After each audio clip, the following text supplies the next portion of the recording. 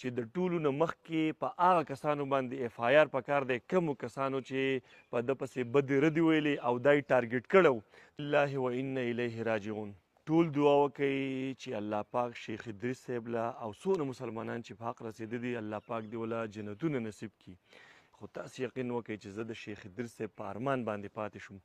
کله چې د پښتنو شیخ ادریس صاحب ته کنځل ویل بدې ردې شروع کړې نو ما زه به د دې شیخ ادریس صاحب خواله ځمه چې شیخ ادریس صاحب زه د ټولو پښتنو په ځای باندې ستاسو نه معافي غواړم.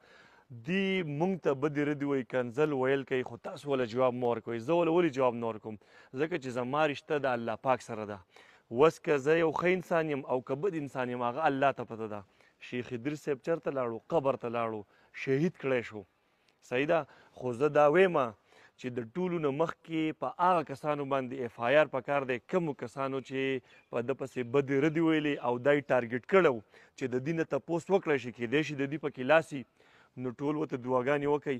او باقي داسې خبر ده چې د دې خلکو نه پیغمبران نه دي خلاص، صحابه کرام ترې نه دي خلاص. نو اندازه خو درته اوس ولګېده که نه چې شیخ ادریس صاحب یو ساده او عاجزه انسان ټول عمر به ورته دعاګانې کوو.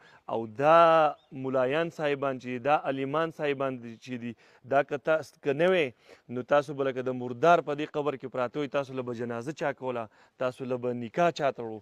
د الله د رضا دپاره د دې میډیا د فتنې نه ځان وساتئ چې ایله یو سړی په چا باندې تور داغ ولګوي، په چا پسې بده رده خبره وکړي چې ټول په حقه سړي پسې ورپسې شوي هغه ته نه ګوري چې دی مونځ اودس کوي او که نه کوي او د ده نور کردار څه دی.